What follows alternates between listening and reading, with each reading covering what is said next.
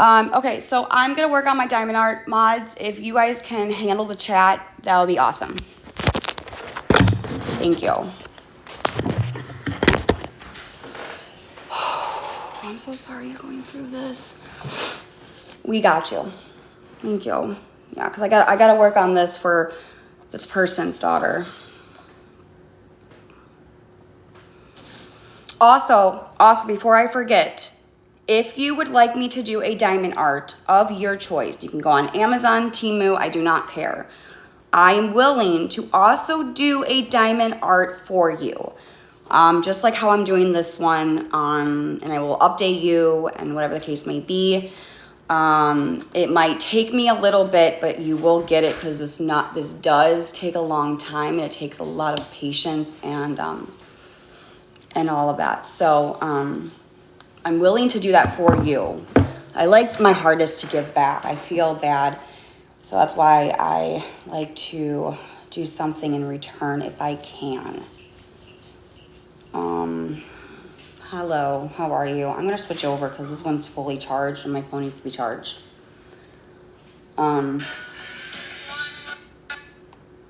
So if you guys want to do the waffle, please talk to Kaylee on her live stream. And then also talk about the wolf. Okay? And there's two options again. Whoever gives the most, we only need $1,000 left. Whoever gives the most, personally, I will give that to you. That took me 6 months. The frame cost me $50. The picture cost on me $40, the diamond art itself. And the work was 6 months. And then the waffle would be the northern lights, the sunset,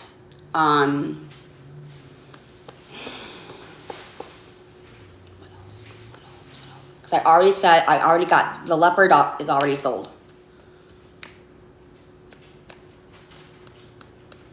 I'm working on this. I'm selling the old toys. Yes, where do we donate? Mods, can you guys take care of that for me?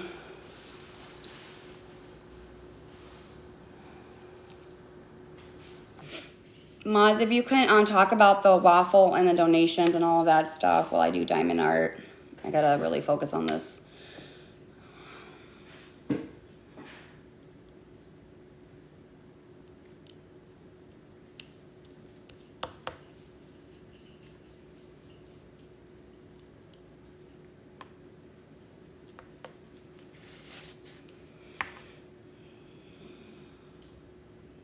But thank you for all your support. I hope everyone's doing okay.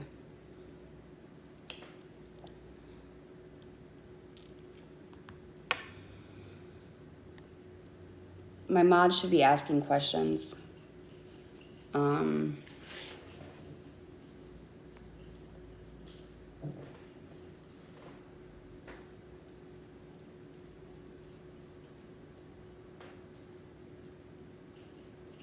Say something.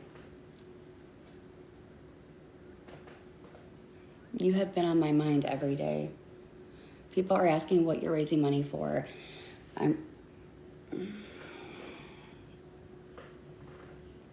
Nobody's answering. I've answered. So I'm raising money for the rest of the money for the lawyer. We only need.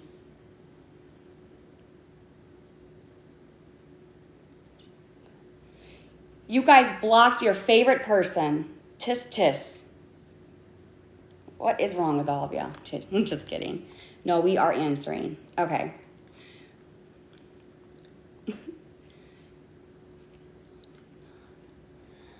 And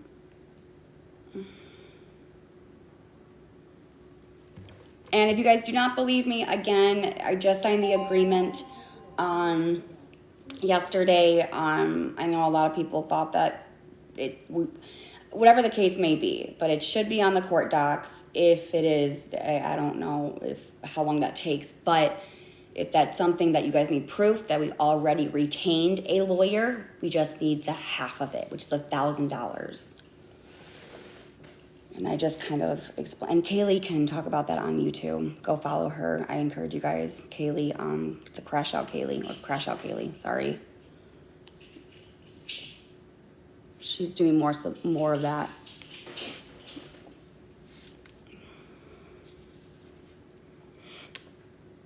and we have a week and that we need to do this.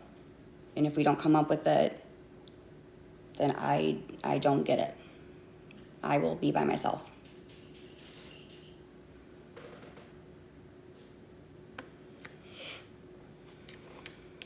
Thank you. And I'm working so hard on doing diamond art. I mean, I am constantly busting my ass off. I think my hands are gonna get arthritis by the time I'm done with this. I will sign it for you on the back of the diamond art. I wish my book sales came out. That just would, I wouldn't have to ask anybody for money because that would already be done and over with.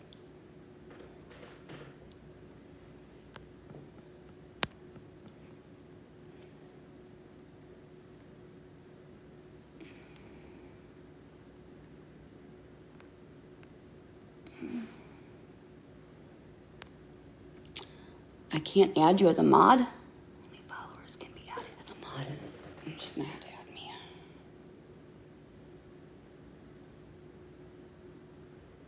You're gonna have to add me.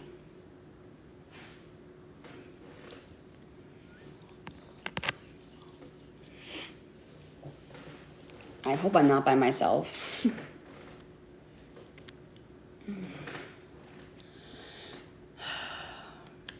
But anyway, I mean, like I said, if my book sales came out, I wouldn't have to ask for any money. But like I said, I'm willing to give that back when it does come out because I don't need that money. That money was for that, so. And I can even have like an agreement with the people that do donate. Like, I'm willing to do whatever I need to do.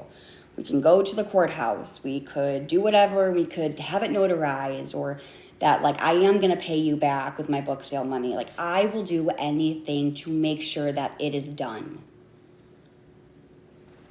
I give you my word. My mom taught me better. She really did. I'm not that person, and I'll never be that person. I want you to know that.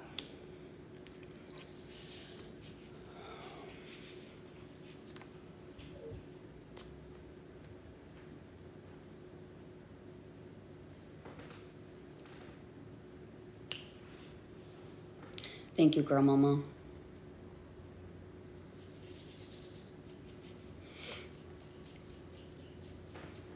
I'm so sorry, Sarah. You have people behind you and praying for you. You know, I do pray every day, and God is fighting this spiritual wherefore.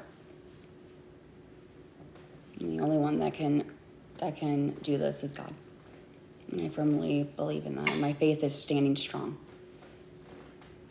My faith is standing strong. My mom just kept telling me yesterday, just pray, Gabby. Just pray. Thank you.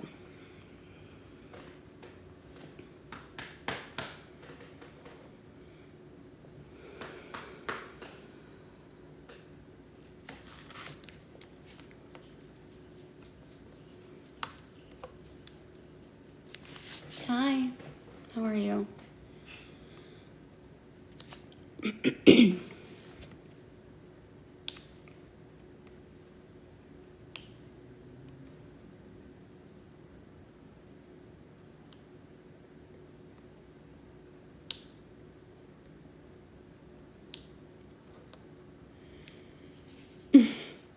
I do, girl mama. I do. Affirmations. I'm good. I'm good. I'm good. How are you? I missed all of you guys.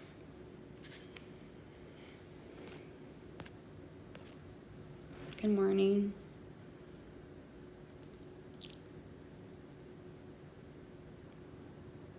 So that's up to Kaylee if she wants to show the agreement. She has to like, I don't know if we should do that, because then people would probably call and harass I don't know. I would. That's up to Kaylee. If she can figure something out to prove that to you, then no. Okay. Well, I mean, it has to be on the court docs, right? if I retained a lawyer already.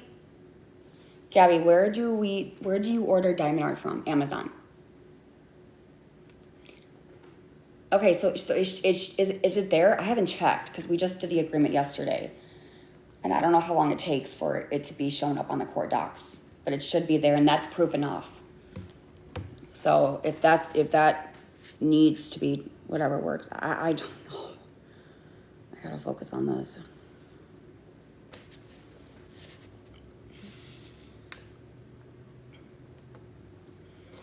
If you guys have any questions, you guys can go ahead and talk to my mods.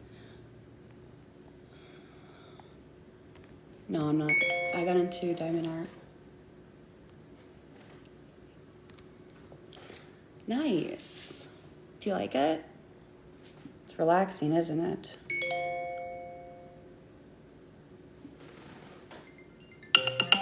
Husband.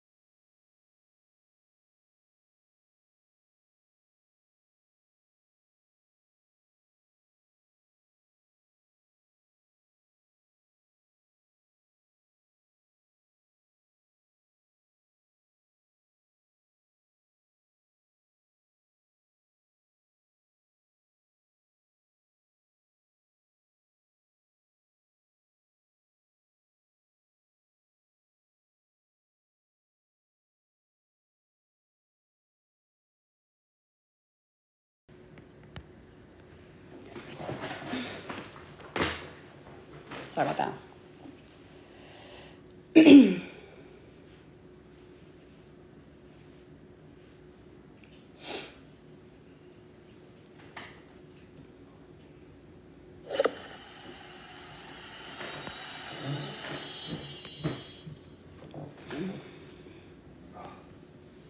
No, it's still not letting me. It says you can only add followers as mods. I don't know that's doing that. It's weird. You've gotten far already. Wait, what do you mean? You got in far already? Huh? Where do you buy the wax? You can buy that from Hobby Lobby. They have some.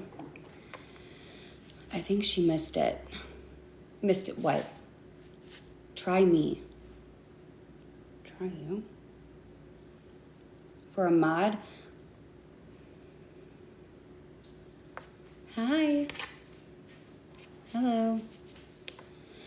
Someone sent a gift. Oh. I sent the... Oh, thank you for the butterflies. I don't know if it... I didn't see that. I'm sorry, but thank you. That was very nice. I don't know why I didn't see that. I'll probably have to go back on my, like, replay my lives and look at that. But thank you. Very nice of you.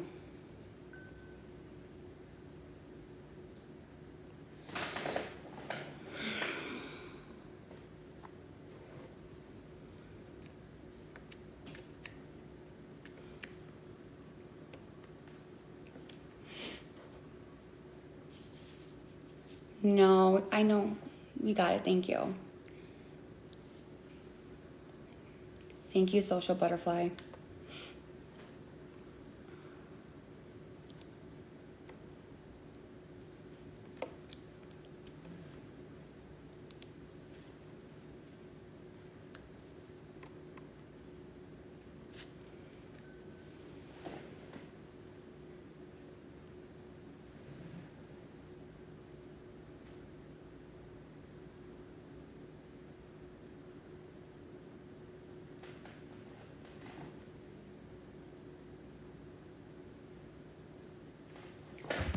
I don't know how to do that.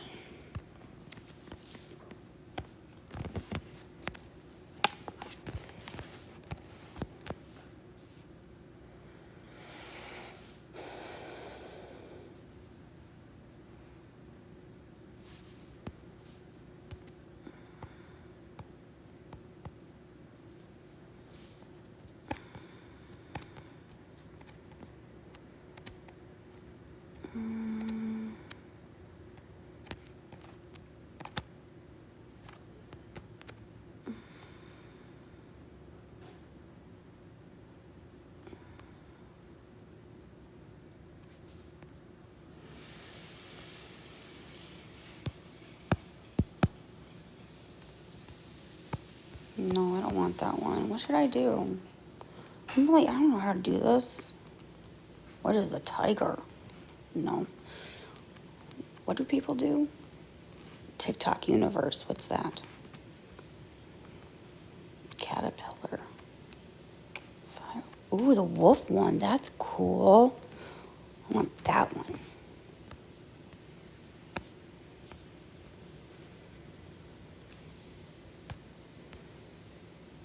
Yeah. And then if we reach that goal, I'll sing a song.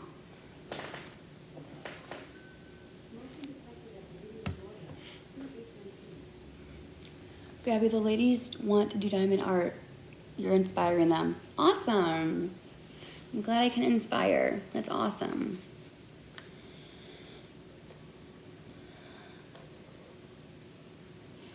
That's 55. Change your live goal. Huh? Change your live goal so you can get more. How do I do that? Did I not just do that?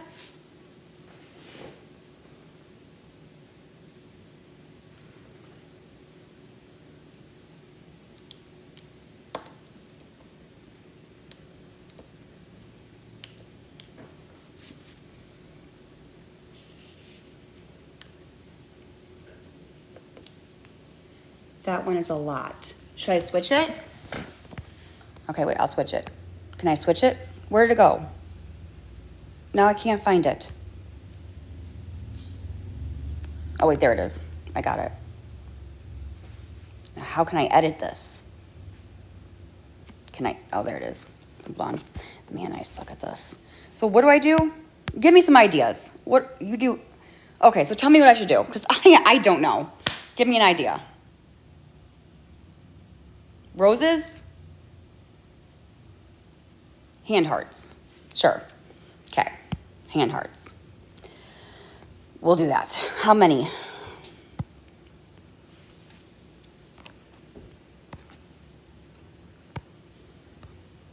$20?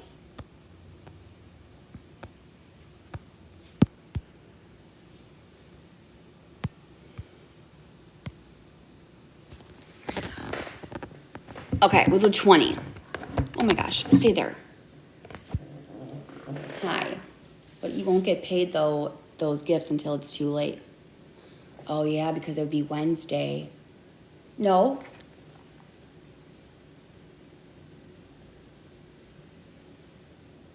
Oh yeah.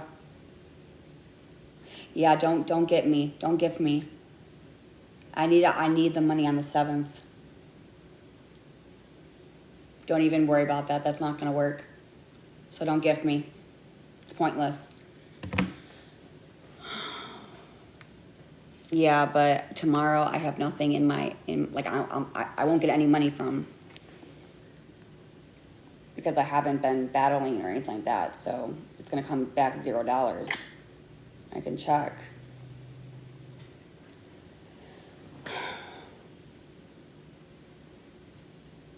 $0.68.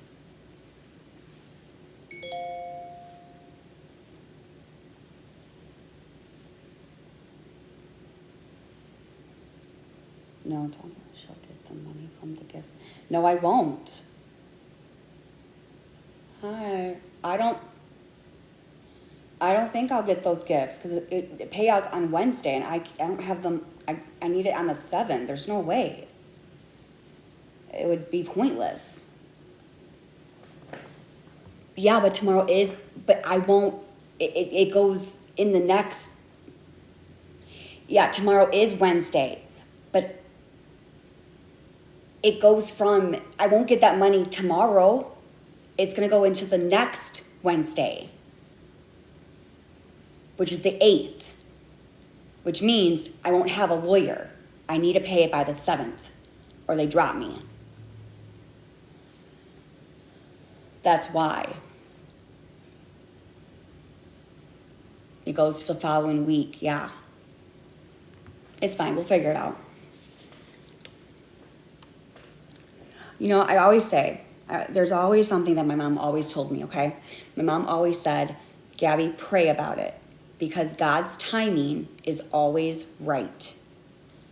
And it might not be right now, but I just have to have faith, because I believe that when the time is right, God will show up in the right moment. So maybe God will send somebody, and I don't know. I just pray. Amen. My faith is very strong. I did mod you.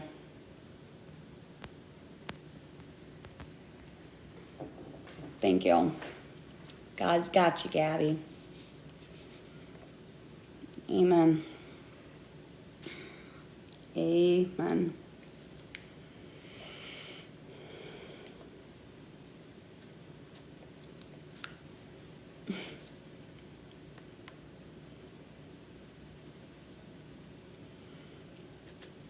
Someday if we don't make it next day, but somehow it works out. I know it will. No. Have you ever heard the mustard seed? I have. Yes, I have. Either way, you will have it. You will have all of us in the end. I do. Thank you for all your prayers and support. Lane, you like it? You're here. Do you like it? I've been working so hard on it. Thank you for the hand hearts. Pretty. It looks so good. I'm glad you like it. Thank you so much for your donations and your support. Appreciate it.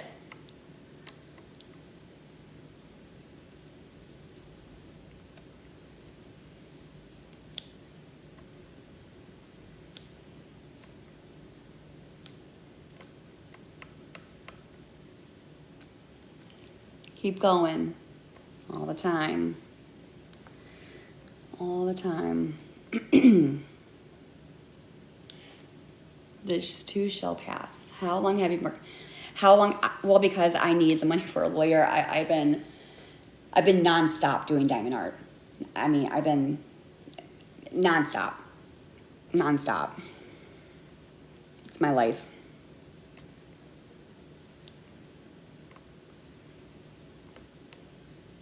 So if I do go live, I'm gonna have to really just, I'll engage, but right now I have to really focus on getting this done for people. I have another one that I gotta do, and then another one I have to do. But if I have to do 10 diamond paintings just to get this lawyer next week, I will do whatever I can at this point. Literally. My hands might be numb at the end of it, but it'll be all worth it in the end. I've been telling you to get on my DoorDash. I can't get on DoorDash because it's a wait list. And yeah. And Aaron does DoorDash, and it would still not be enough by the time I need it. What Gen Ed is your Apple? I will give 500. Spark, they dropped me because I didn't do it.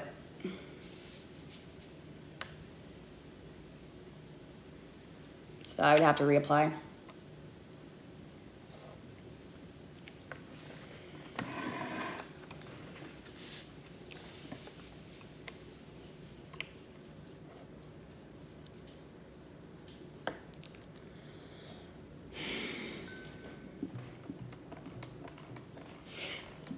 God has you.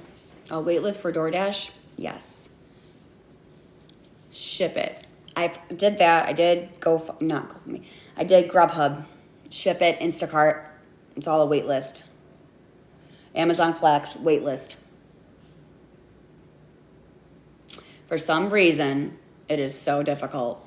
Don't know what. Hey, girl. How are you, PI? I'm on a wait list, too. It sucks. I never had, I don't know if it's just Florida. But it's definitely not easy. Illinois was easier, but Florida, for some reason, is not. It's not a good state when you're looking for money and looking for a job. Let me tell you. That's my PI, Gabby. Thanks, Cassie. I support you. I found you last week. Thank you. Hey, what's up? Hi. Hi. I do have a lot of support. I know I do. And I appreciate that more than you'll ever know. If it wasn't for my supporters, I would not know.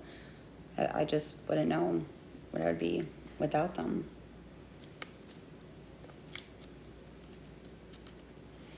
Why stop questions about your new... What? W?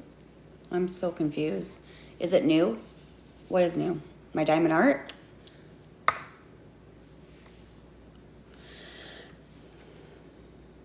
You definitely do, Gabby. No, it's a troll. No.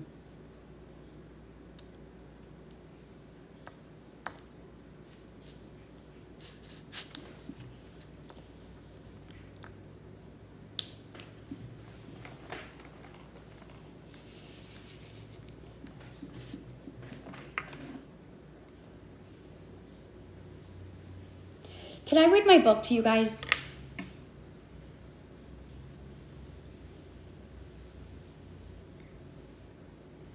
I think I just want to read my book.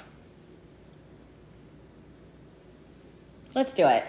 Because I got sales and I'm... Okay. All right. What chapter should we do? What chapter? Pick a chapter. I'll read a couple. Do you want to know the beginning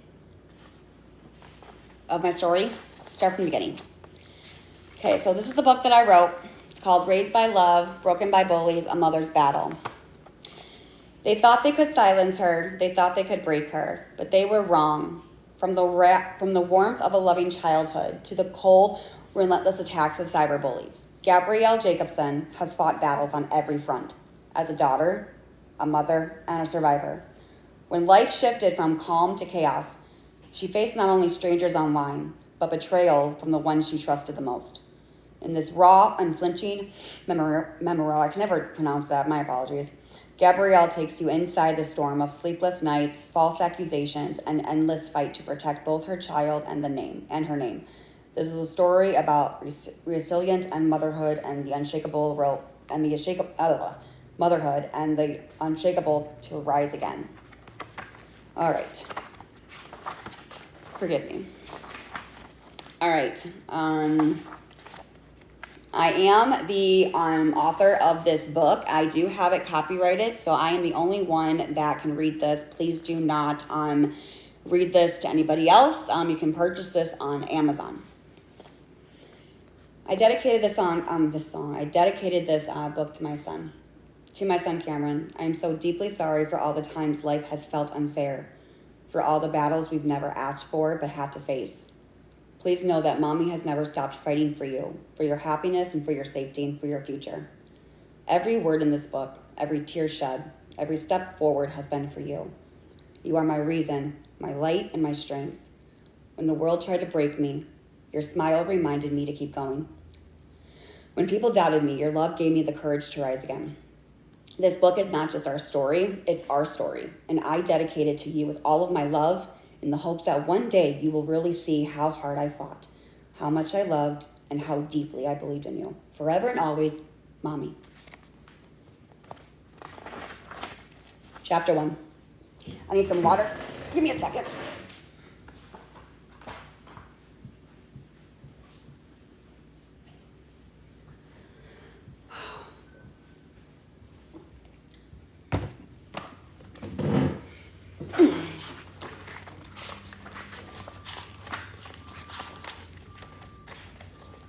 Chapter 1.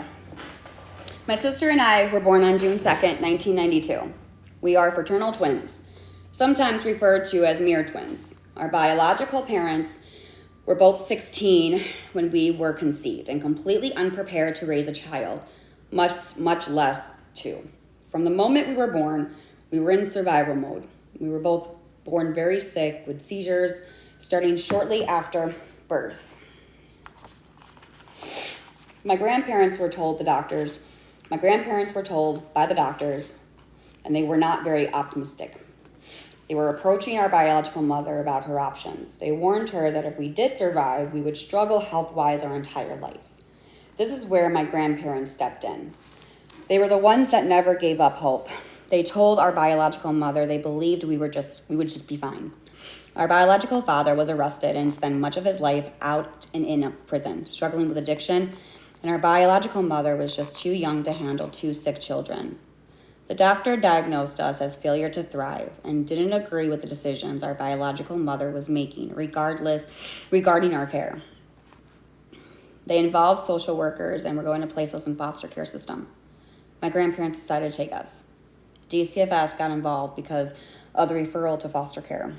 They could have returned us to our biological mother, but they realized our medical needs were too great for a young mom. They could have placed us in the foster system, but our grandparents were capable and willing to take care of us. DCFS agreed, and we were better off with our grandparents, and from that point forward, became our parents in every way that mattered. My grandparents have been together since they were 18 years old and have been young parents themselves at the same age.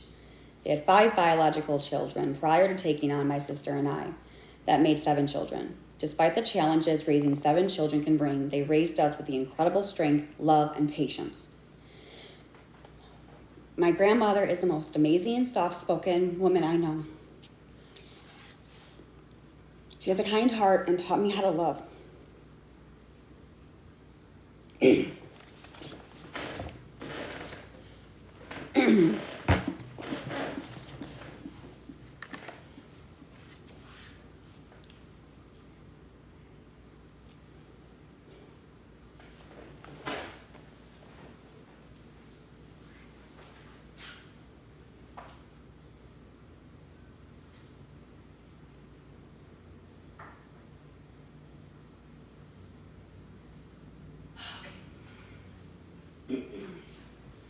Okay, sorry about that. Okay, all right.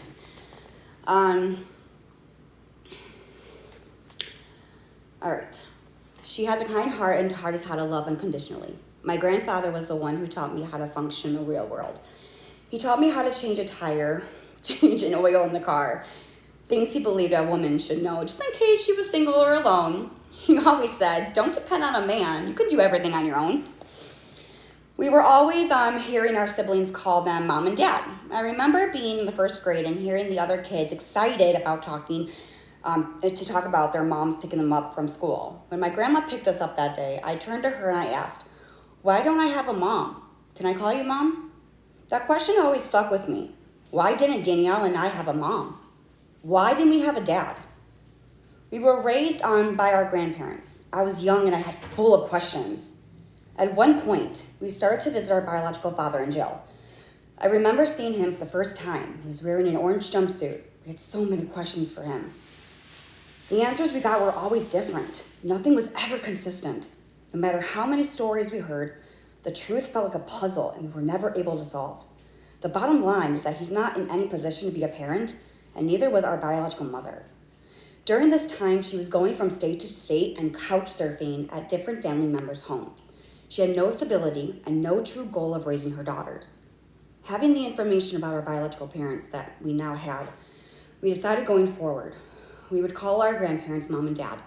They were raising us if we were their own and doing everything a parent does for their children. I felt like I no longer needed to search for answers about why we were with our grandparents. I just knew it felt like home, and this was my family, and my grandparents were my parents. Okay, chapter 2. School was another struggle for my sister and I. Learning and comprehension did not come easily.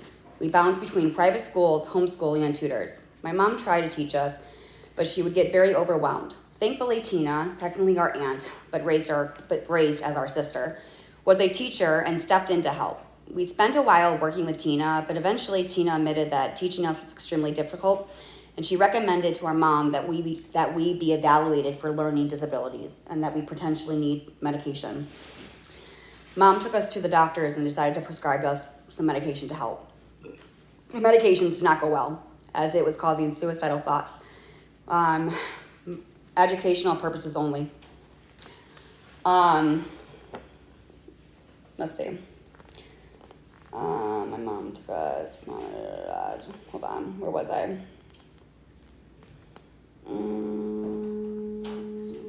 Where was I? Mom tried placing us back in school and have people come in to help us. Despite her efforts, school was still in a challenge. Not only we were struggling with learning, but also with bullies. I remember in 4th grade, a student asked me if I had an extra chromosome. I wasn't sure what she meant by that, but I know it hurt. I went home crying that day, and I went home crying that day and told my mom I never want to go back to that school. I want to quit. The decision was made to homeschool us permanently at this point. Okay, should I keep going? I kind of want to go and talk about the bullies now, because that's what really I kind of want to focus on.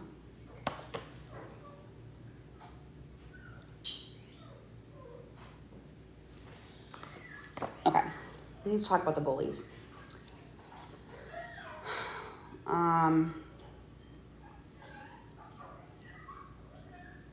Where should I start?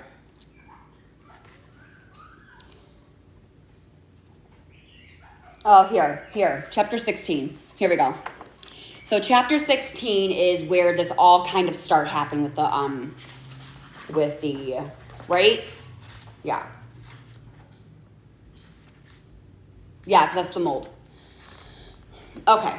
Gabby, let's not. No bully talk. No, it's not about bullies. It's about like the overcoming of what has happened. I wouldn't. No?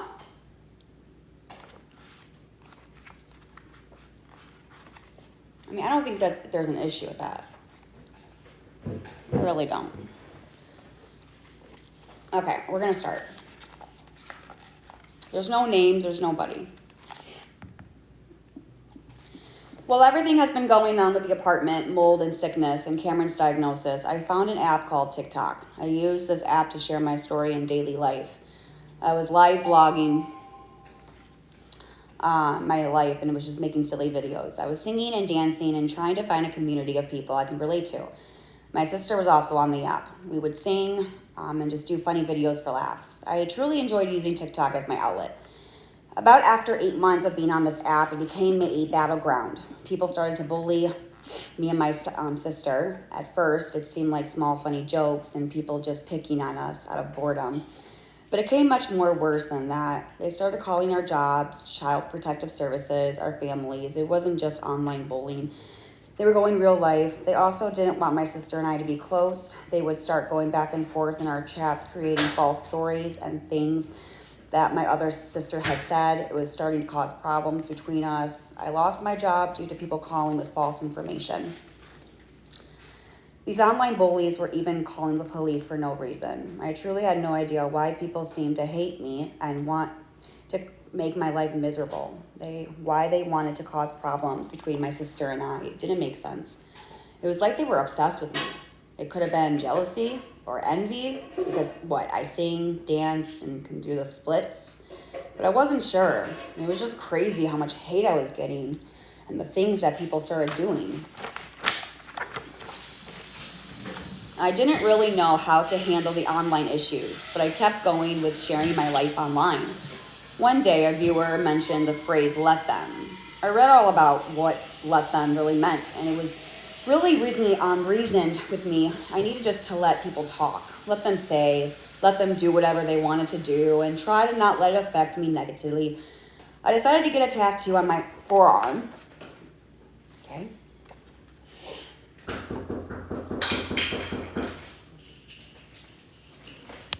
Here we go. Ready? I decided to get a tattoo on my forearm with those 2 words as a reminder to myself that it's okay just to ignore and what others think or say about you. I told myself I was stronger than letting them bring me down.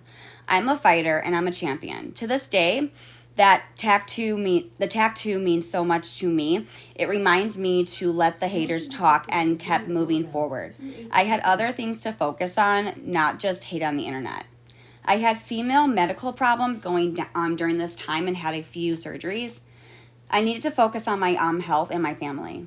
I had to learn the let them theory and just have them just keep talking and then I'm sorry.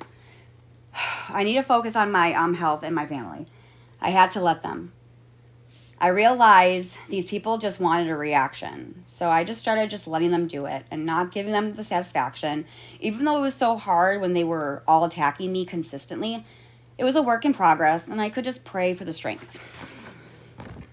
Yeah, I'm okay. Sorry. Sorry. Yes, I'm good. Okay. All right. Let's see. We could do... Okay. Let's see. Okay. Hold on. Give me a second. Yes, I am good. I think I'm just out of breath. Okay. Okay. Take a nice deep breath. All right. Chapter 18. I was working as a waitress at this time, taking care of C, and Aaron was working. It was getting very difficult finding babysitters for C with his arm biting. Aaron told me to stay home and focus on C, and he would work. Money was tight, and we were struggling with finances. I started doing TikTok battles to help bring in some money. TikTok was my outlet, my community. I had people who were helping, supporting me through battles. Although I still had haters and bullies trying to get me to leave TikTok, I still had people who were cheering me on. Things started falling further behind financially. We were facing eviction.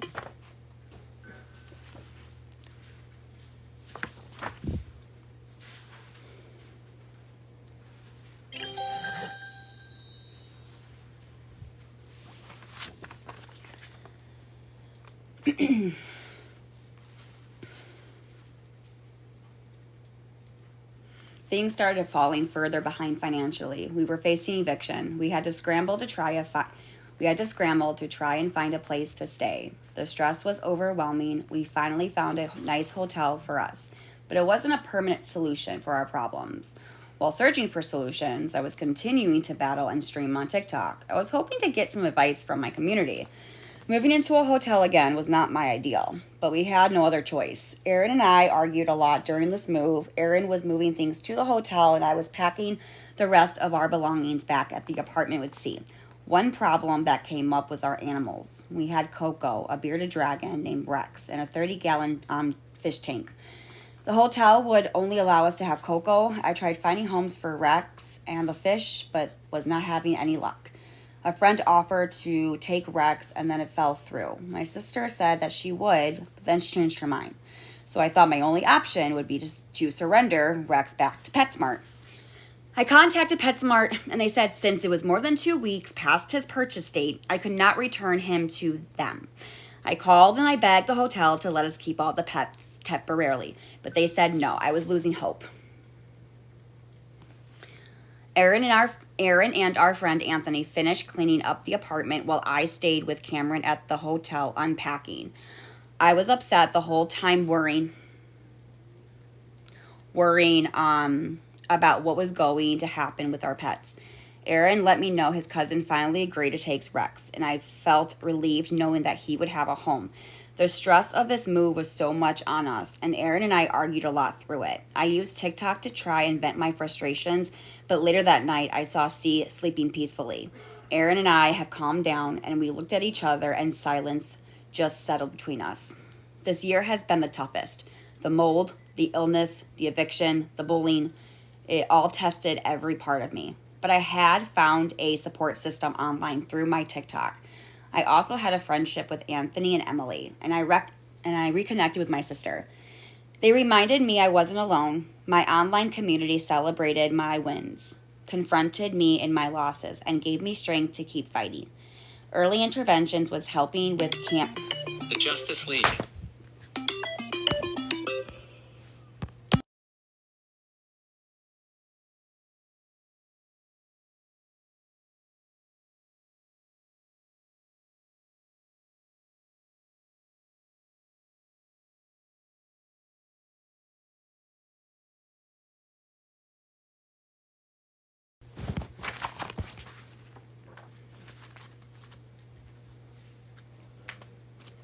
Where was I? Anyway, back to this now. Okay. This year has been the toughest. The mold, the illness, the evictions, the bullying, it all tested every part of me. But I had found a support system online through my TikTok. I also had a friendship with Anthony and Emily, and I reconnected with my sister. They reminded me I wasn't alone. My online community celebrated my wins, comforted me in my losses, and gave me strength to keep fighting. Early interventions was helping with Cameron and making a difference. Slowly but surely, Cameron was improving. It was a relief to see him smile more and struggle less. I was still recovering from my surgeries and battling linger effect of mold exposure, but I kept reminding myself that progress is progress no matter how small. Chapter 19. Cameron's third birthday was coming up, and my mom decided to come celebrate with us. We went to Cheesecake Factory in Chicago, where I used to be a waitress. Their cheesecake is amazing. Very true. Cameron was so excited to see my mom and his favorite cousin, Zach, for his birthday weekend. I wanted to make his birthday extra special since we were living in a hotel. Real me. Okay, I'm turning off my notifications. I'm sorry. Can I call you back later?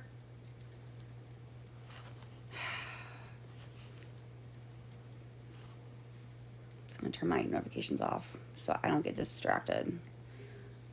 Thank you, people. Do not disturb. Okay, back to this again. Where was I? Okay, I wanted to make his birthday extra special since we were living in a hotel.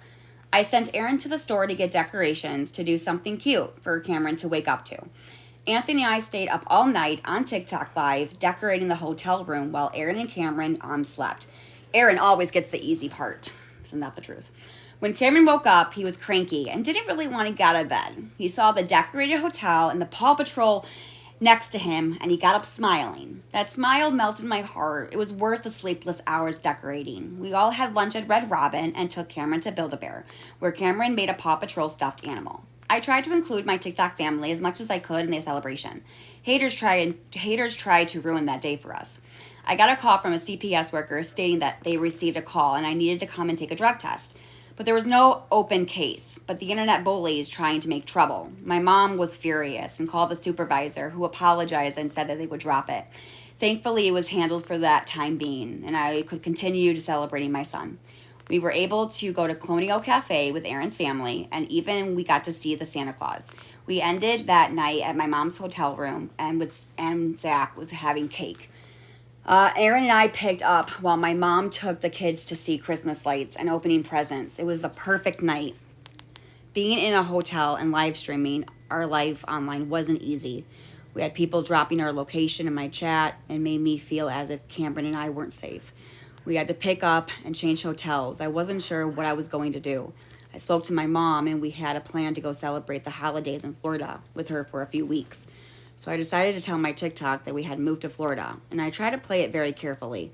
People stalked us through and saw us at Walmart and followed us to the hotel. They kept trying to trap us in situations and calling police and child protective services.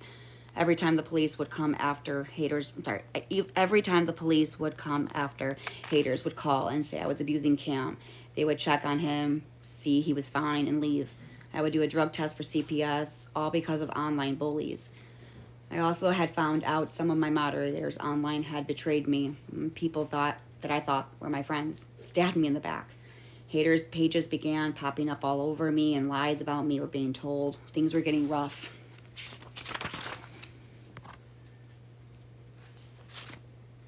We should take a break. Why do you guys... I'm okay. I talked to Kaylee. What happened? What's going on?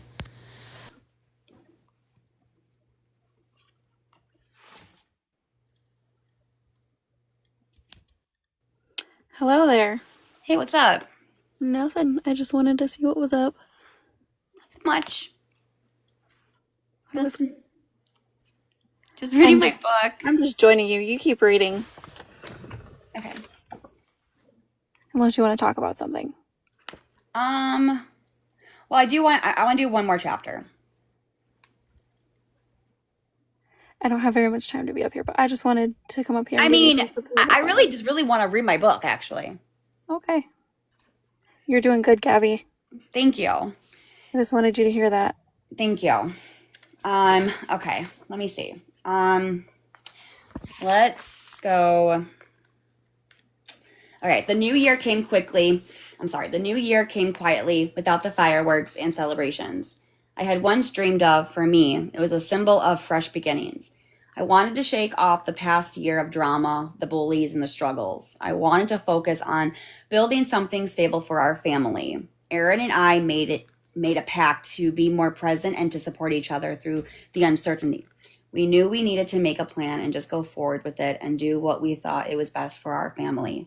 I had been limiting my time on TikTok because of the constant harassment. It was exhausting, and I needed space to heal and plan.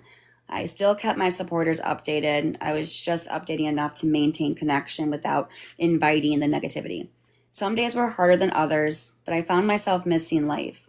I wanted that for my son. I'm sorry, I found myself missing the life. I saw Cameron smile. I heard his laugh, and I knew we were moving in the right direction. Hey, babe, can you get me some water? Thank you. As January unfolded, reality hit hard. Our finances were stretched thin, and the search for our permanent home felt like an uphill battle. I found strength I didn't know I had in the quiet moments.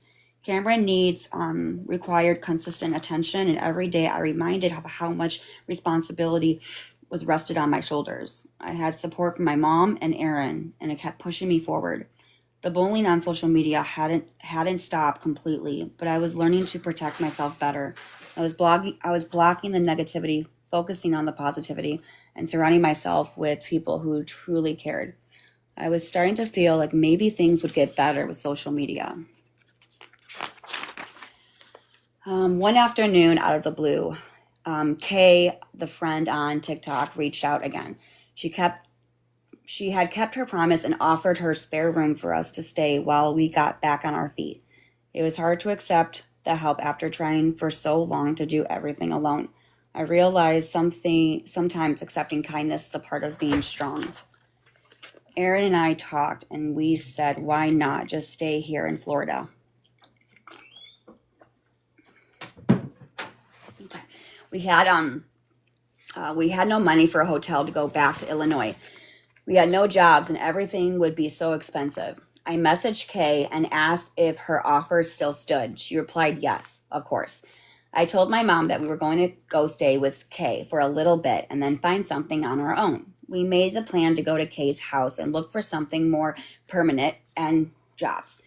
For the first time in months, I felt a flicker of hope that we could finally breathe easier. Our situation wasn't perfect, but it was progress. We had a plan, and seeing Cameron play in Kay's living room, I felt a renewed determination to build a better life for him and for us. Erin found a part time job nearby, and I began exploring online opportunities that would allow me to work from home and still take care of Cameron. Living with Kay was such a blessing, but my hope was to have a place of our own. Cameron had bounced around too many times, and as a mother, I was determined to fight for something else. I applied everywhere I could in Florida, even without a job, which was really tough. I received a lot of denials for housing. One night, Aaron applied for a full time job. By the grace of God, the next morning he got an interview with the company he loved and would be excited to work for. The same day he went for the interview, he was offered the job on the spot. This was God's working through all the chaos. You can't tell me otherwise. I was hopeful this would help us in our search for a home. Kay mentioned that her landlord might have some properties available. She texted him and out in a good word for us. Grateful doesn't even describe the feeling. We got in touch with her landlord, who told us to talk to someone named Mike to start the application process for a duplex that was available ASAP. I called right away to talk to Mike about applying. Over the next few days, we stayed in contact. I was upfront about our credit issues, the past problems, the mold infections, the evictions. They seemed very understanding. It seemed like he was generally trying to work with us. I had a good feeling and I believed that we were going to get this place. I prayed daily and let God take this from me. I told Aaron, if it was meant to be, it will happen. And if it didn't happen, God would make a way. Amen.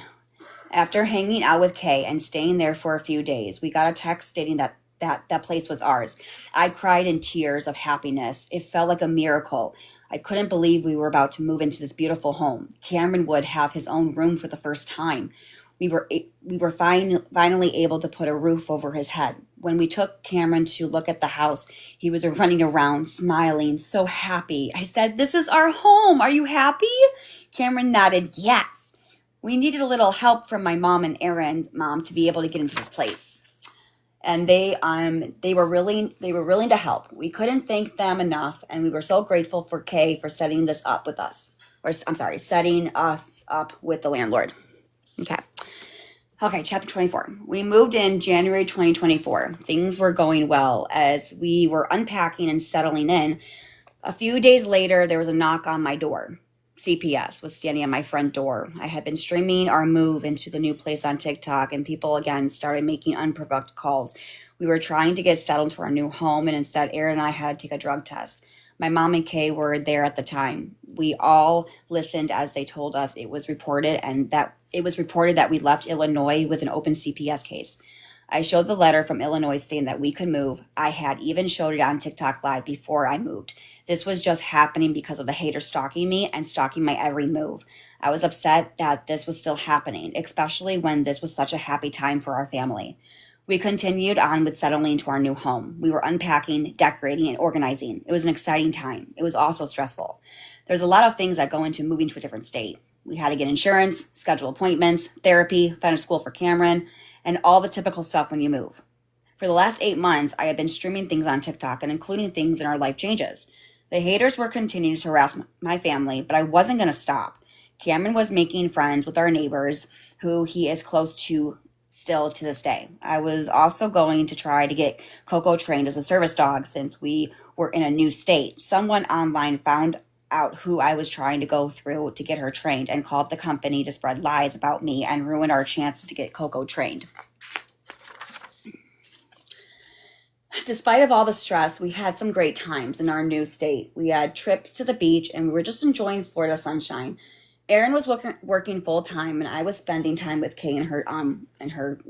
Cameron and her became best buddies, always hanging out. I was able to find a school for Cameron to start the year, and was able to apply for an IEP to help Cameron succeed at school. The TikTok harassment and the lies continued, even saying my son didn't have an autism diagnosis and that I wasn't actually getting him an IEP. Let me see. I want to read one more thing here. This gets into my issues. This is actually a really good one. Hold on. How you guys liking this? You guys enjoying it? You guys enjoying it? How you guys feeling about it? I love your book. Yes? Keep going?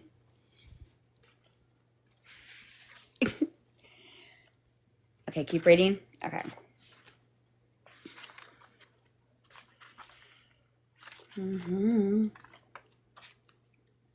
Okay.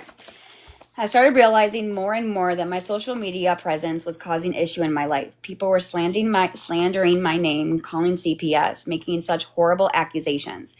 CPS caseworker were coming to my house asking for drug tests and interviewing me about the claims that they were receiving. Every time they came, all cases were unfound. It was becoming harassing. You would think I would have given up at this point, but no. I have a story to tell. So many people get bullied and stay silent, but not me. I get knocked down, but I get back up. God gives me strength, and I let him fight my battles. I've had haters live stream me, spread hateful things, and make false reports to CPS, harass me, stalk me, and even share my son's information. But I just kept smiling. Cameron was doing great in Florida. He was making friends, he had a home, he was happy. I opened up the door and was informed that they got a warrant and picked up Cameron at school and took him to the clinic and had a doctor perform an exam on him to see if there was any abuse or neglect. They handed me my son and a piece of paper, and the paper was an order from the judge to get Cameron checked out. They said that your son was good, we found no abuse and no neglect. I was so upset because I thought I would have been notified of them doing this, but I didn't think that this was fair because of the internet bullies. That they just went to get my son from the school and took him to get an exam without his mother's knowledge. This was so unfair and scary and not okay. There was zero evidence besides what people were saying on live. Things were just escalating and getting worse with the hate. People were making hateful videos of my live streaming and twisting the narrative. If I'm dancing in the kitchen and having a good time, they say I'm on drugs. If I'm singing, they make fun of me and say horrible things. People even started making usernames on TikTok, making fun of Aaron and I. They would create names that were just cruel. There were hundreds of usernames being created, hundreds of accounts being created to post videos making fun of me. Some of these pages are just filled with videos of me, and they are consistently talking about me on lives.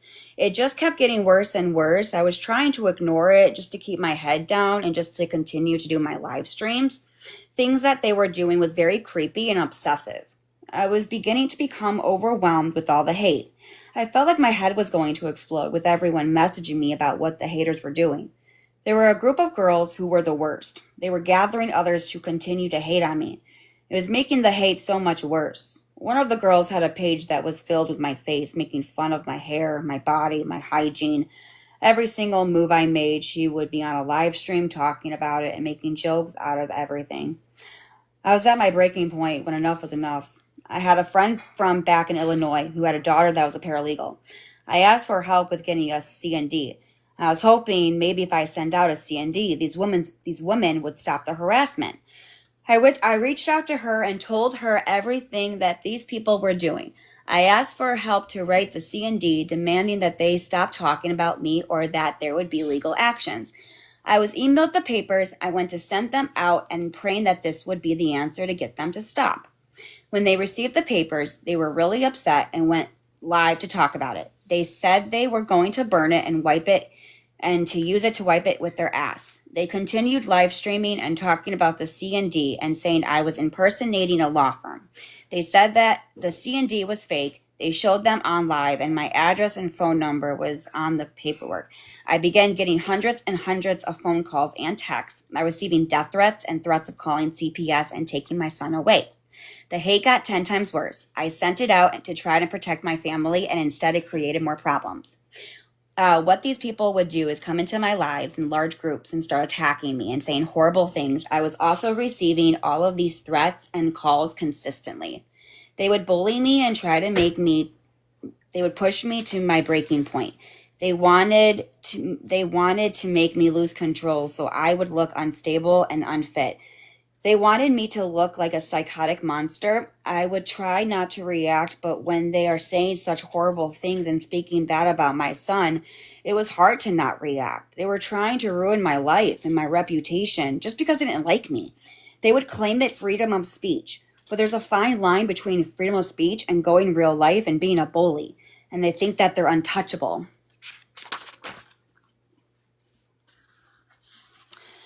They started trying to get my landlord's information to try and get me evicted. They started calling false claims into Aaron's job.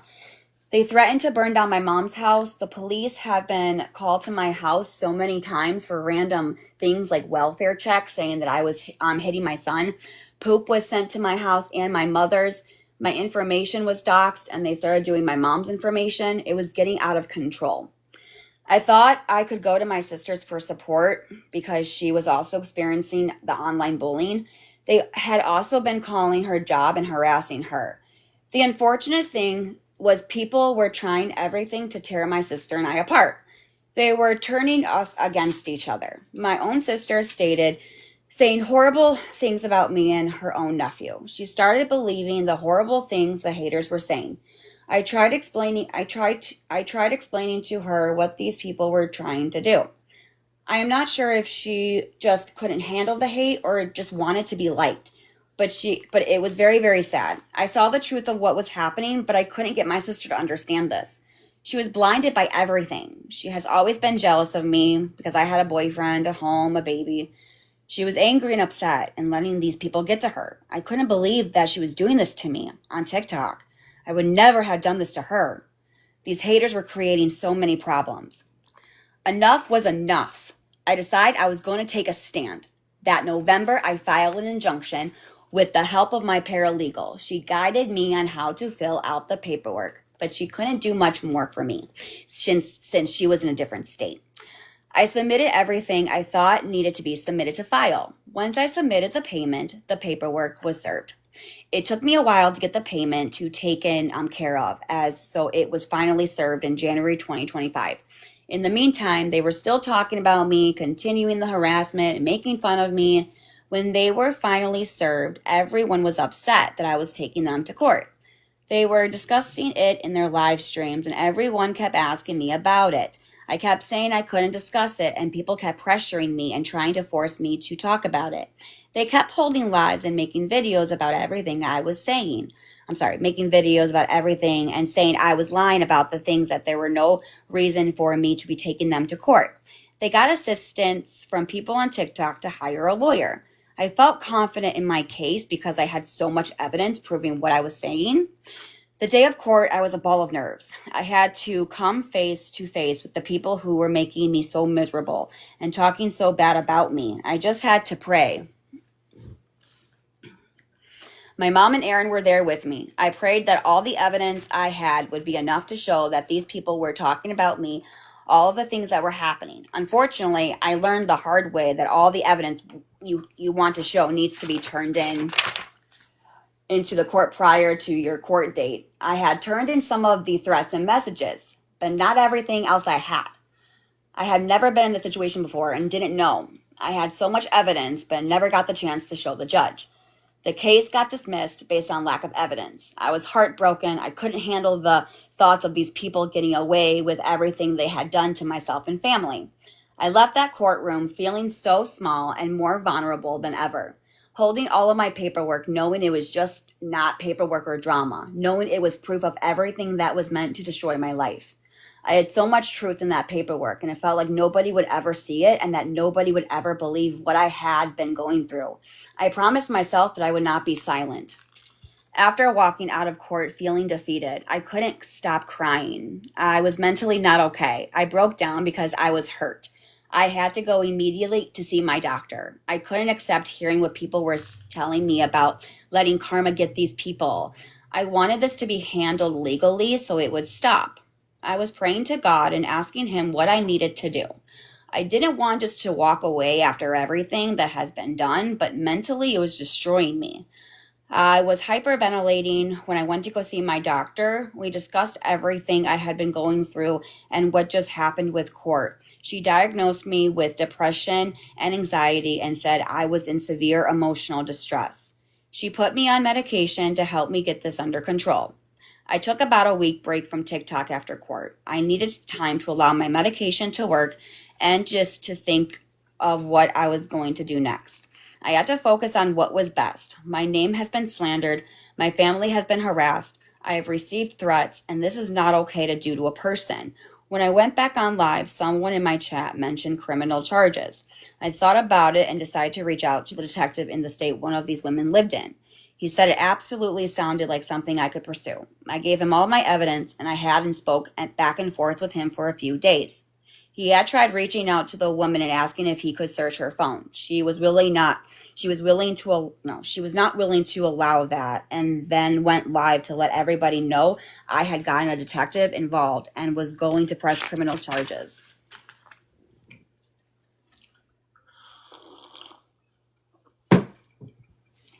Every day when I would go live, I would be getting harassed about the charges I was trying to press. People telling me I needed to drop it and telling me I already owed this woman. I had taken to court previously for court cost. I never received an email, mail, or an order stating that I had to pay anything outside of what I had already paid for that court hearing. People kept telling me if I didn't drop the criminal charges, this woman would sue me and come after me for costs and harassment. It was like a pack of wolves going after their prey every time I would go live. I realized it was going to take a lot more than just pressing criminal charges. I did not have the funds for an attorney, so I called the detective and told him I wanted to stop me moving forward with pressing charges. He was stopping the charges in that state, but told me I may be hearing from a detective in Florida because he had reached out since I was a victim in that state. I just showed proof to people that I dropped the charges so people would stop harassing me about it. It wasn't long before a Florida detective reached out to me as well as an FBI agent. The detective in Florida had contacted the FBI due to the death threats I've received. I spent 2 hours on the phone with FBI intake specialists about everything I had been through with social media. I never thought I would be talking to an FBI, but about a month later, I get a call from the special agent stating they want more information on those death threats. The Florida detective also said that they would be picking up the case. He came to my house and he spoke to me for a few hours, going through everything I had. He determined I was a victim of cyberbullying. I ended up sending him copies of everything he asked for, and it was close to 60 different emails with more than 30 attachments. I put a ton of evidence on a flash drive as well. It has been 3 years of harassment and bullying online because there wasn't a single day that I could live that I wouldn't have problems with people. And it seemed that there were always someone new starting to talk about me. The first year in our new home, in our new state, should have been the happiest years of our lives. But instead, it was the hardest I have ever experienced. The bullying wasn't just online anymore. It was seeping into every corner of my life and causing so much emotional pain and distress that I could barely breathe. People were also posting fake Craigslist ads saying I was giving away free items and posting my address so people were showing up at my house and knocking on my door. Some haters would even went as far as to send random DoorDash deliveries to my house. I could never just go live without someone jumping on their platform and talking about me nonstop. It would go on for hours and hours every single day. There were communities being built around me. They were discussing me on every platform. They would stalk me, harass me. Their biggest thing was talking about how horrible of a mother they thought I was. They were targeting my son the most. CPS was showing up at my door all the time with accusations of neglect, abuse, drug use, and mental health issues. I wasn't perfect, and I've made plenty of mistakes, but I've never harmed my son. I would take their drug test, comply with everything they asked, and always prove that none of these things were being reported was true.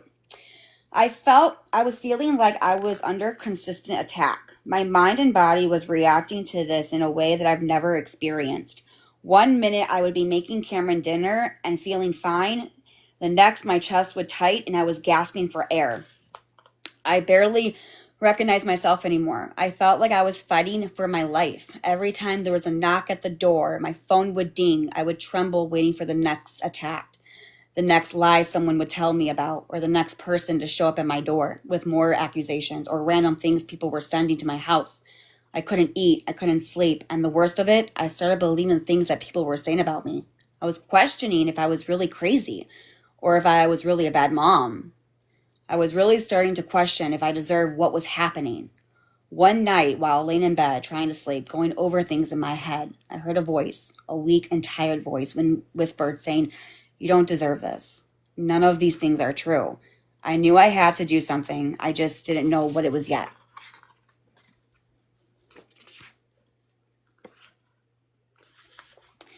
To admit I was drowning in all of this and that I needed help was not easy. I made a doctor's appointment, and it took everything in me to go to that appointment. I felt broken, but there was still a spark in there. However tiny, it was still there. It was hope. I had hit a breaking point and couldn't do this on my own. I spoke to the doctor in a scared whisper of a voice telling her everything. I explained the last few years of my life and how things escalated recently. She diagnosed me with having significant emotional distress, emotional abuse from social media, PTSD, and put it in my chart and that I was a victim of being cyberbullied. She prescribed me Lexapro and hydroxyzine. I knew the medications would take a little while before it was working. All of this harassment, bullying, and stalking had taken a huge toll on my mind and body. I needed to get my strength back to be able to fight, not just for myself, but for my family, but to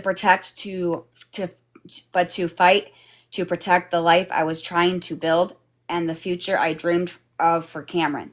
I was realizing the importance of standing firm and refusing to let others define me. I started to rebuild my mind and what I wanted to happen. I was holding on to that fragile thread of hope, even in the darkest moments. All of the harassment, threats, and body shaming, name calling, and the relentless attacks that were meant to break me were revealing my strength. I no longer wanted to be a victim. I wanted to be a fighter. I realized it was no longer about winning every battle. It was about never giving up this war for peace and for safety. I had a renewed sense of purpose. I learned to find strength in small victories. This could be a quiet evening with no threats, a general conversation with someone who believed in me, a day I could breathe without fear. These may not seem huge, but they felt huge. I had hope and a new desire to continue. The next huge attack that came was CPS again. This time they came back stating that they received more calls about abuse, neglect, and drug abuse. They stated that they again would need Cameron to go to the abuse clinic. He had previously been there before, and I didn't understand why we had to go through this again. I complied, as I always do. They found no evidence of neglect or abuse. I met with the caseworker and we discussed the amount of calls that they were receiving, the things that they were saying when they call. She understood that there's a lot of calls, constant of crazy accusations from the internet trolls that have no factual basis. I explained to her why I thought people were saying some of the things being said. Sometimes when people would be attacking me on live, I would scream and cry and lose control. I would let anger take over. I also explained that sometimes I get overwhelmed dealing with Cameron's behaviors and my struggles for finding resources to help like we had in Illinois. She explained that they had people that could help. I said I would be willing to talk to the people that could help. The caseworker put me in contact with another individual that came to my house to assist with assistance we could benefit from. We spoke for over an hour, and I told her everything that had been going on and explained what I struggled with. She told me about the resources that could be provided to me, and I felt relief that I would finally be getting some help. The worker from CPS also came back, and we discussed that with all the phone calls and requesting assistance with Cameron, that I could voluntarily enter into a safety plan with them. This would help because that any calls that they would receive, it wouldn't matter as much because I would be in a plan with them already, and they wouldn't have to deal with the insane amount of calls. I agreed to participate in their classes because I knew it would help me with ways to cope with Cameron's behaviors, and I could learn new things to try and help him. I also agreed to letting them count my medication to prove I am complying with my mental health treatment and not abusing my medication like the internet haters try to say. I passed every drug test I take for them as well. I realized there was nothing negative about being in a safety plan with CPS and that I could turn this into a positive thing. With my new outlook, I continue streaming on TikTok. I was trying to ignore the hate and we're almost done, and things people were saying after months of feeling trapped in a storm of hate and fear. A new chapter was beginning, although everything I had been through had drained me.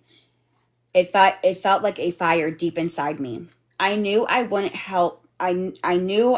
find healing in fighting their cruelty online alone, but from finding peace within myself. I couldn't carry this weight alone anymore. Therapy became my sanctuary, a place where I could unravel the tangled emotions, the anger, the sadness, and the exhaustion. Every day was a battle to silence the voices that told me I was broken or unworthy. But with each session, I learned to replace those lies with truth. I'm resilient. My story matters and matters. I am deserving of kindness, including kindness from myself. I began to set boundaries online and offline, learning to protect my mental space. I also set boundaries when it came to Cameron. I was no longer going to put my son on the internet. I didn't want to open him up to any one of the hate and bullying and the internet trolls were throwing our way. I also decided I would not share as much of my life online anymore. I began to find some quiet moments with Cameron, his laughter, his smile, his small victories, and the pure love the pure love in his eyes reminded me why I had to keep fighting.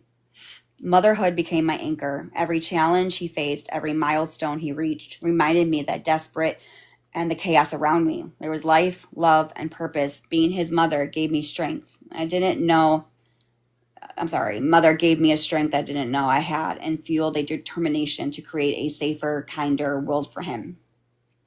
I also reached out to a few trusted people, old friends, my doctor, and a support group of survivors of online harassment.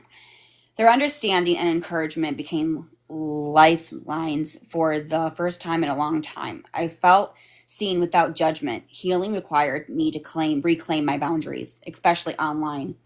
I learned to silence the noise, block the toxicity, and protect my peace. It was hard to step back from the platforms that have once been a place of connections, but it had become more of a battleground. I realized the distance wasn't necessary for my mental health and for my family's well being. The scars of everything will remain deep and raw, but I refuse to let that define me.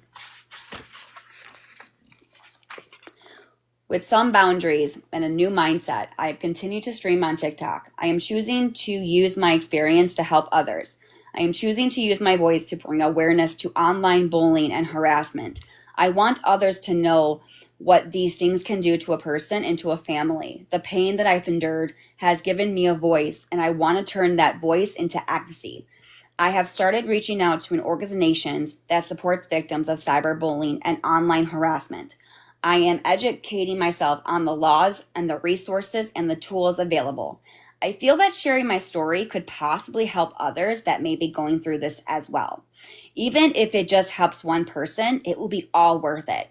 Every day is a struggle, but each small victory, whether it's good day with Cameron, a peaceful night's sleep, or a moment of calm, it's a step toward reclaiming my life. I am more than the pain that has been inflicted on me. I am more than the pain that has been inflicted on me.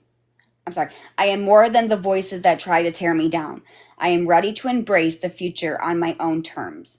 Healing is not just a straight path. Some days I felt Some days I felt strong, hopeful, and ready to face the world. Other days, the weight of everything come crashing down like waves that I cannot get away from. Anxiety and doubts creeps in, whispering that maybe I am not enough or that maybe I will never escape the shadows casted by those years of torment. I then close my eyes and think of Cameron and how his smile could light up even in the darkest days. I had to push through for him. I had to believe in a future where love and safety were possible. I learned self-care is important, not just the occasional treat or quiet moments, but true self-care, setting boundaries, asking for help, and being gentle with myself when I stumble is all self-care. Therapy is a place I can go to unpack the trauma that this has caused me without fear and retaliation. Medication has helped steady the storm inside my mind. These things are not signs of weakness, but acts of courage of a mother protecting her child, a woman standing in her truth, a survivor reclaiming her story. Last chapter. Now I am standing at a new crossroads. The legal battles may have passed for now, but this fight isn't over. I'm channeling my experience into a mission to raise awareness, to support others caught in the storm, and to push for change so that no one else had to suffer in silence. The road ahead is uncertain, and fear still lingers in the corners of my mind. Hope has taken root, growing stronger every day. I am no longer just surviving. I am living, learning, and preparing to take back the narrative of my life. Even though I was battered by every threat, every cruel, every word, every lie spread about me, I refused to let it silence my truth. Each attack chipped away at my strength.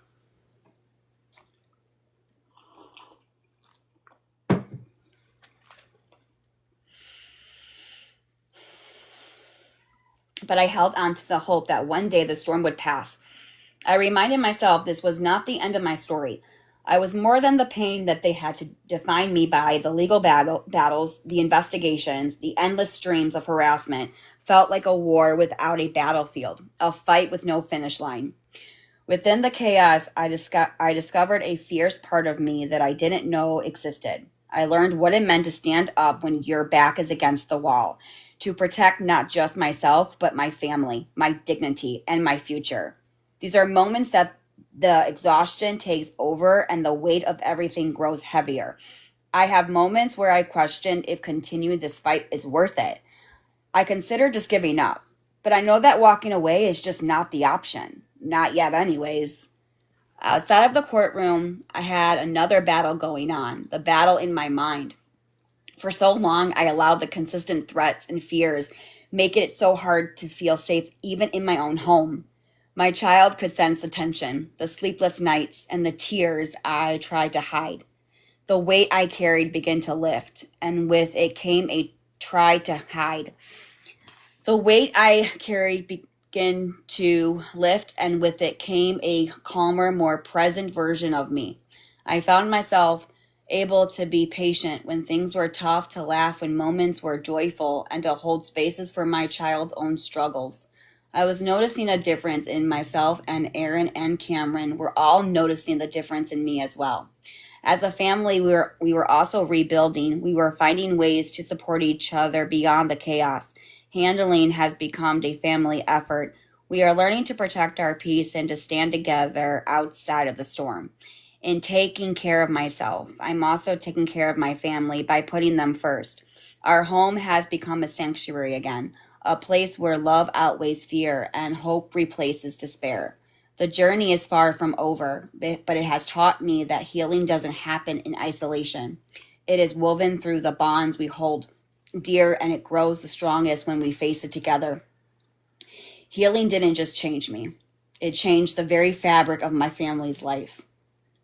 For years, the constant harassment felt like a storm that would never pass, shaking the foundation of our home. My child, who deserved nothing but peace and love, saw a version of me that was tired, scared, and broken. I hated that he had to witness those things, and that the shadows in my mind caused the way others treated me creeped into every day of our lives. I am not done fighting this battle.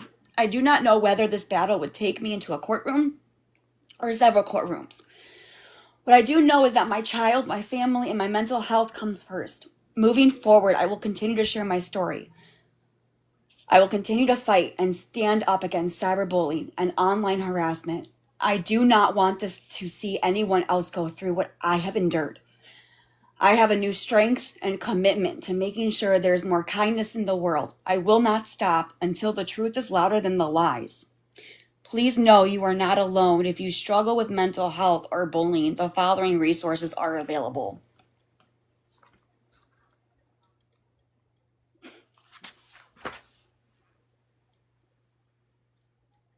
Hang on, I don't want to cry online.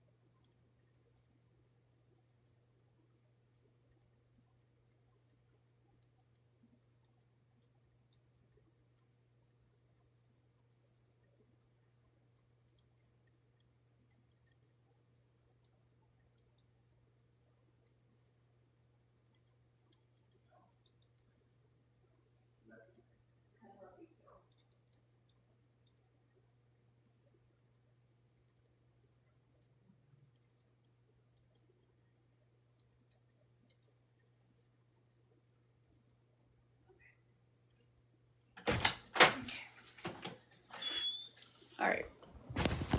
I'm good. Thank you. I just had to step away for a second. Okay. Hi, what's up? Okay, I'm better.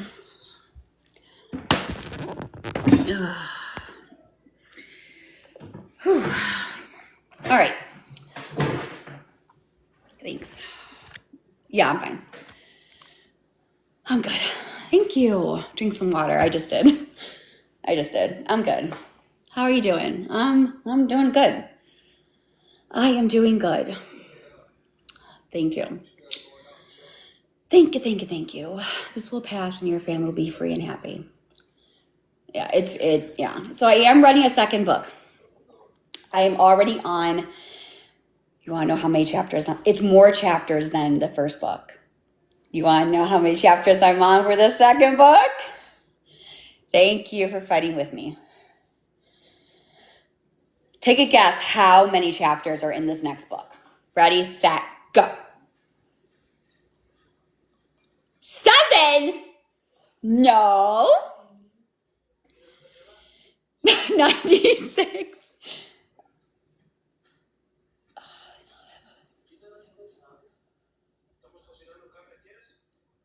37. 37.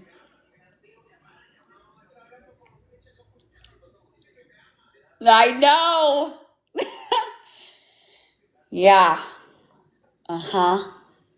Not too far off, but it's more chapters than the first one. Thank you.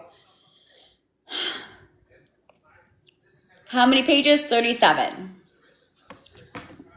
I'm not done though. I'm not done. Here. I don't know. Excuse me.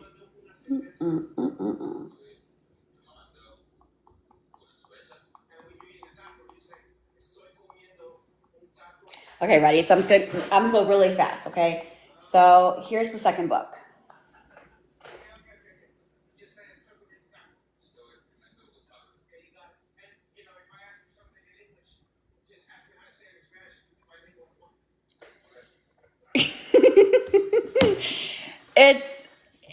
Yeah. So it's in the process. I'm excited. I just basically am writing my second book on every day of what I have, and I will not read it this time around. I will not read it. Nope. So it will be available to you guys. I will not read it. It's for you to find out. But anyway, I'm really glad that you guys stayed with me and let me read that to you.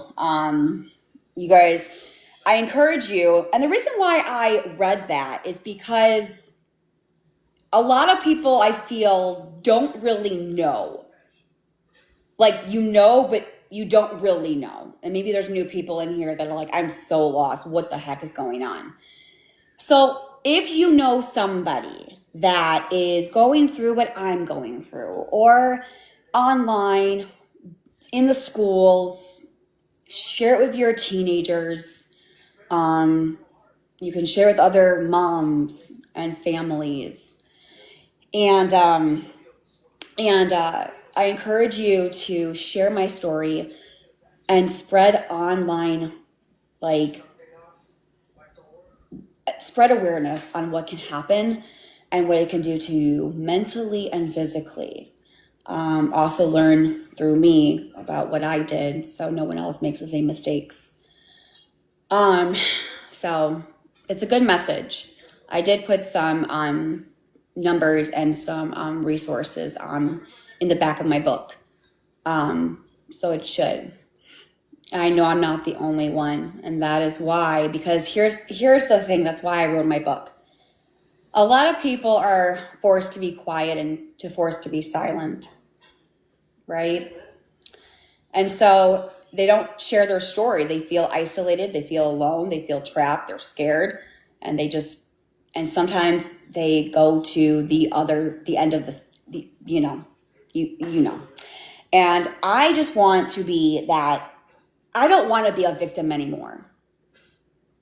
I don't want that name to be. What I want is I want to stand up and I just want to, what's the word I'm looking for? Not be a victim, but be a advocacy or be like a person that, like, I don't know how to, I don't know what the word I'm looking for, but is to like show other people, if she did it, then I'm going to do that. And I can do that. And I'm not going to give up. And I'm going to still fight. And look at what she came, you know what I'm saying? And like, and you should write your book too, because your story could help somebody else. And that's what I'm hoping, is to tell everybody that you're not alone. You're not alone. And I'm fighting for you as well as for me. And that's why I wrote my book. And yeah, so I think that's the word. So that is what's happening to me on live. Now, as you know, I need $1,000. I don't know how much we need more, but you just finished reading my book. Aw, thank you for your support. I hope you liked it. You loved it? Awesome. And I have to get the payment by next week, the 7th. I retained a lawyer already. I just did the other half. So I am willing to, you were bullied and you can relate to it a lot. I'm here for you. This is one of the diamond arts that I'm doing for somebody who donated to me. I also have a diamond painting that I'm willing, I know I'm like a broken record, but I just gotta, okay. So this one is very beautiful. So this one, I want to do a waffle on it, but Kaylee's gonna have to do that one. And then this one I'm doing. So this one took me 6 months and it comes already framed. Now, I already mentioned this to somebody and I said, whoever gives the most out of the donations, I will give you this painting. And then I have one more that we are going to do, and Kaylee is going to do this on YouTube. So follow her at Crash Out Kaylee. Where's my other diamond painting? Hold on.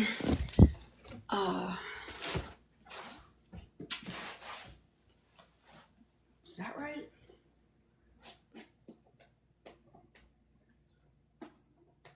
I think that's right. Okay. Gotta like just do this. Okay. So this is the Northern Lights one as well too.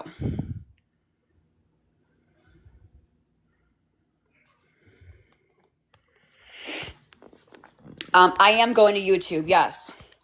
Link is in the bio. So this is my last time